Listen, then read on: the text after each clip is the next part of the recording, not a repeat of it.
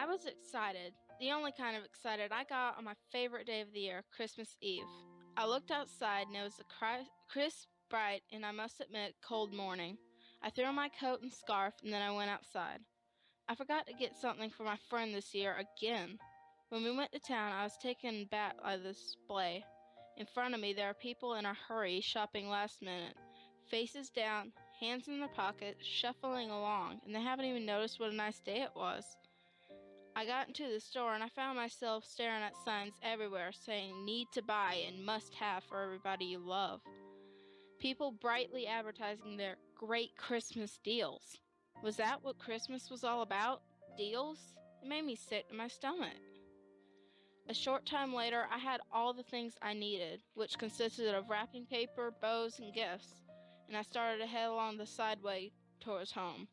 I came across a small group of kids from a church passing out candy canes with a small donation bucket for the Cancer Society. Dozens of people passed them and they didn't even care. I dropped a $5 bill into the bucket and moved along. I was depressed. Have I grown out of the spirit of Christmas, or had everybody else? I took that candy cane the children gave me and headed further to my house.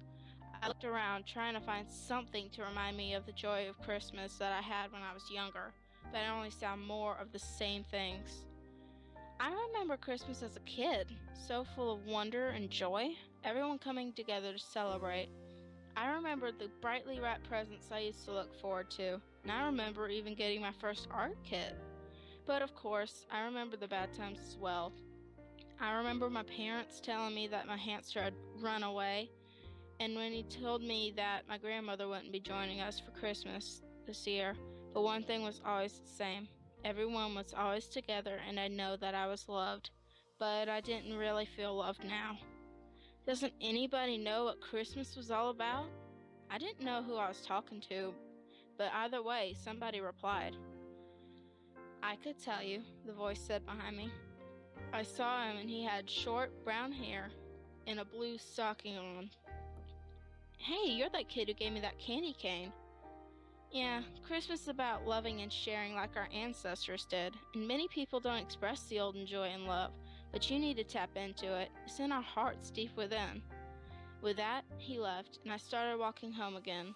Then I was met by another kid my age looking down. He had raggedy clothes, and he didn't have any gifts in the bags like I did. But I tapped him on the shoulder and gave him my candy cane, and I said, "Merry Christmas." He replied and said, "You too." I was finally happy.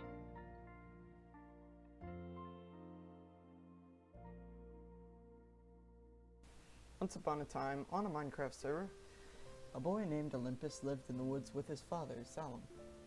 His father, finding that they didn't have enough supplies for the night, sent Olympus out to get some wood for a fire. "It's freezing out there, Dad," complained Olympus, "and I'll never make it back before it gets dark. And you know what happens when it gets dark." "Don't care," said Zalom. "We need wood now. Just hurry up and be back soon. I have already started cooking the pork." So Olympus sucked it up, put on his best, most insulated armor, and went to get some wood. But he had misinterpreted how far away the woods were. He finally got too tired to walk, and laid down in the snow to rest. It seemed like hours he laid there before he saw a white light. "Olympus," said the light. "Who are you?" Olympus shrieked. "Are you God?" "What? No," it spoke. "Well, sort of. I'm Legacy, the owner of this server, and we need your help. There's an evil upon us that is trying to steal Christmas here on LinkyCraft, and is heading towards spawn. You need to help us stop it." "Well, alright," Olympus murmured. "Sal's gonna be mad, though." And so Olympus teleported into spawn. Luckily for him, the insulated armor was diamond, and his axe was sharpness 5. "This guy doesn't stand a chance," he thought, and look, there he is. And up in the sky he saw a man with the skin of Steve, but his eyes were white.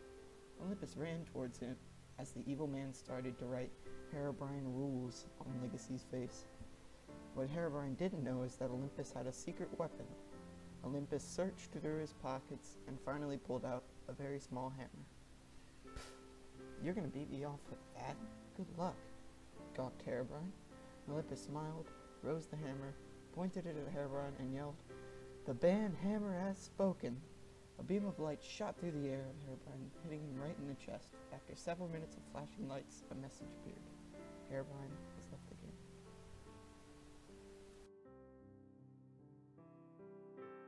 One of the first things I remember when I think about Christmas was the winter of 1.6. I was in my humble home, a single-story 5x7 home. I was decorating for Christmas when I heard a double knock on my door, weak but loud enough for me to hear it, over the music blasting out of my jukebox. I turned the music down, and then opened my door, sword in hand. There stood one of my server's newest players, battered and beaten.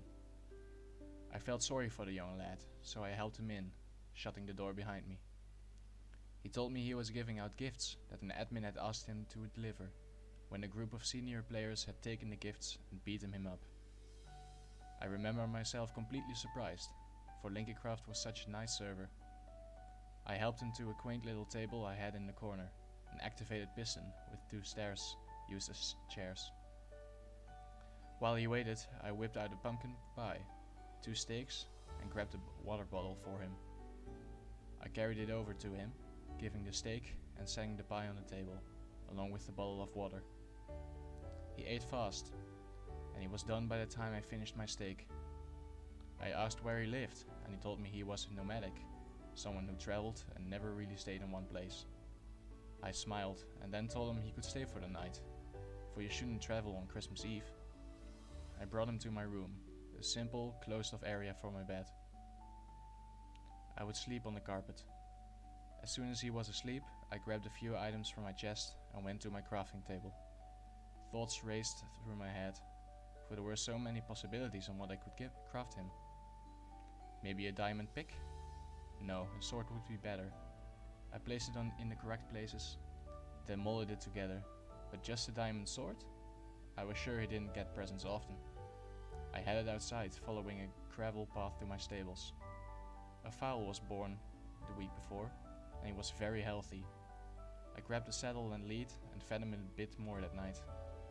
I dressed him in iron armor, the metal going perfectly with his white coat. After I had done that, I left and went to sleep on the floor. In the morning, I woke him up, telling him it was Christmas. He groaned but got up. I told him I had just a thing for him. I led him to the stables, where the horse and his swords were waiting.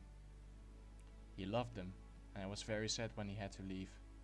But he did leave me with something, the perfect Christmas gift. He left me with a memory, one I'd never ever forget.